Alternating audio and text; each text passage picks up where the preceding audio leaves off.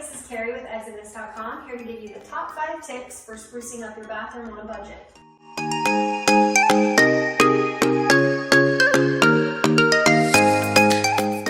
Number 1 would be to clean it. Get in there, clean it really good. Number 2 would be to change out your fixtures on your shower and faucet. Number 3 would be to paint it.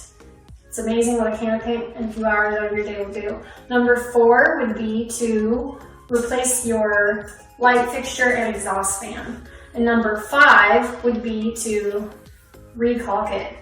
If your bathtub needs new caulk, around your countertop, caulk is amazing, as well as changing out your faceplates and switch plates. If you found this video helpful, please give us a like, a share, or a comment, and check us out at ExitNest.com, the world's first cash home buyer search engine. Thank you and have a great day.